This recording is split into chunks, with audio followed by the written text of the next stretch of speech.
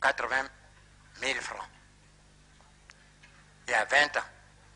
Avec un pouvoir d'achat plus élevé que le cacao qui nous a été proposé durant le dernier accord que nous avons refusé, 500 francs.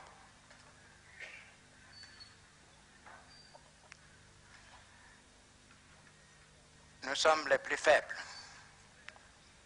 Après des mois et des mois de discussions, non pas seulement au niveau du marché commun, mais il s'agit d'un problème mondial, donc au niveau de la CUNCED. Nos propositions ont été refusées. Les grands courtiers ont imposé leur prix. Qu'est-ce que nous leur avons demandé à partir du moment où eux-mêmes ont fixé un prix qui ne rémunère pas le travail du paysan? Que ce prix minimum nous soit garanti durant une campagne. Et le drame que nous vivons, pendant encore longtemps, nous serons obligés de confectionner nos budgets, d'assurer donc le fonctionnement de nos États à partir des recettes d'exportation de nos matières premières. Je prends un exemple. La Côte d'Ivoire est parvenue à un tonnage global de près de 800 000 tonnes entre le cacao et le café. Il y a 2 ans, on nous payait au minimum 1000 francs le kilo, soit une recette de 800 milliards. Brutalement, on nous réduit de moitié et nous perdons 350 à 400 milliards. Quel est le pays industrialisé qui, voyant ses recettes diminuer de moitié, pourrait fonctionner sans qu'il y ait de plus grave ne se produise dans le pays? Voilà la situation. Quel remède? Nous dénonçons à longueur de journée cette situation que nous impose non pas des gouvernants, des responsables, mais le monde économique et financier puissant, apparemment irresponsable. Nous ne faisons que pleurer. Je ne sais pas si on essuiera nos larmes, mais nous avons trouvé beaucoup de compréhension auprès du président de la République française. Mais je vous dis, pour terminer, nous n'envisageons qu'une seule solution. À terme, tant que nous continuerons à vendre de minerais de fer, de bauxite, de cuivre, tant que nous continuerons à vendre des produits agricoles bruts, nous subirons la loi des intermédiaires. Nous demandons aux pays industrialisés, notamment à la France, de servir d'intermédiaire, d'avocat auprès des autres Européens. Parce que quand on parle nord-sud, c'est bien l'Europe et l'Afrique. Nous leur demandons de nous aider à former nos cadres. On parle de transfert de technologie. Nous refusons ce terme. On n'a jamais transféré la technologie. On n'en a pas transféré au Japon. On forme les cadres techniques scientifiques qui, sur place, transforment leurs matières premières. Alors, voyez-vous, nous sommes extrêmement patients, mais des patients actifs. On peut retarder le progrès, on ne peut pas supprimer le progrès. Nous avons la certitude que dans 20 ans, 30 ans, 40 ans, au plus, qu'est-ce 40 ans dans la vie des peuples quand le monde compte des milliards d'années d'existence? Nous aurons des hommes capables de transformer nos matières premières. Quand nous aurons à discuter en ce temps-là, quand ils auront à discuter en ce temps-là du coût de l'acier, non pas de minerai de fer, bien alors, il y aura un langage qui sera compris, le langage de l'intérêt commun. l'Europe doit comprendre la nécessité d'aider l'Afrique. Il va de la survie de l'Europe et de la vie de l'Afrique. Il y a une nuance.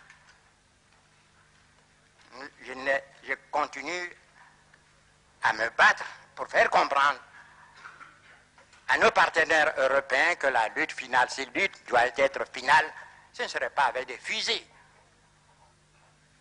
Ce serait sur le plan essentiellement économique. Et l'Europe n'a pas de matières premières. Les Américains en ont, mais pas en quantité suffisante pour en céder à leurs frères et leurs alliés européens. L'Asie, la question n'intéresse pas, je ne vais pas rentrer dans certains secrets, dans certaines confidences.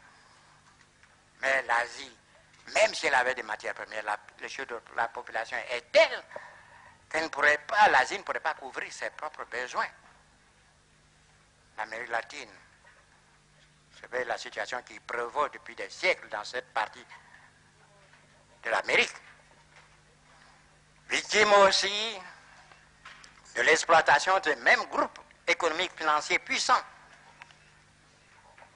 ne peuvent venir au secours de l'Europe sur le plan des matières premières. Il n'y a que nous, l'Afrique, de loin, le grand propriétaire des matières premières. Nous recelons. L'Afrique n'est pas suffisamment prospectée. Mais on peut admettre sans crainte de moindre démenti que nous sommes les premiers pour le faire, les premiers pour les bauxites. Quand on pense qu'en Guinée, il y a des siècles de réserves de bauxite, le manganèse, l'uranium, l'Europe a besoin de ces matières premières pour donner du travail à ses hommes, à ses ouvriers. Imaginez-vous la pauvreté se généralisant, la révolte des jeunes exploités par d'autres. Permettez-moi de ne pas aller loin dans ma pensée. Et si ces matières premières ne parvenaient pas un jour à l'Europe, voyez, notre ami à faire face à 1 million ou 2 millions de chômeurs, et ce n'est pas facile de régler cela, malgré leur bonne volonté, ils y arriveront. Mais si l'Europe venait à être privée de matières premières, c'est le chômage généralisé et qui conduira où, vous le savez vous-même. On n'aura pas besoin de tirer un coup de fusil. Voilà ce que nous nous évertuons à faire comprendre à nos frères européens. Nos intérêts sont solidaires. Il faut qu'ils nous aident à nous développer. Vous avez parlé de l'autosuffisance alimentaire. Nous en sommes conscients. Vous croyez que c'est de gaieté de cœur que nos frères tendent la main chaque année pour une aide alimentaire? Ils sont très dignes, mais ils n'ont pas le choix. Je l'ai dit en Côte d'Ivoire, et c'est la pensée du jour qu'on récite chez moi. L'homme qui a faim n'est pas libre. Et c'est vrai. Nous avons quitté la dépendance coloniale. Mais après 20 ans, nous pouvons faire le point. Pour l'essentiel de notre existence. Pour la nourriture, pour beaucoup. Pour nos soins médicaux. Pour notre éducation. Bref, pour tout ce qui permet l'épanouissement de l'être humain, nous sommes obligés, il faut le reconnaître, de nous adresser à nos anciens colonisateurs.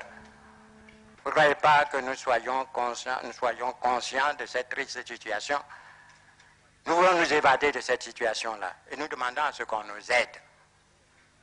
Nous avons des hommes qui veulent travailler parce qu'il est nécessaire pour eux, pour leur existence, pour leur vie et même peut-être survie, de travailler.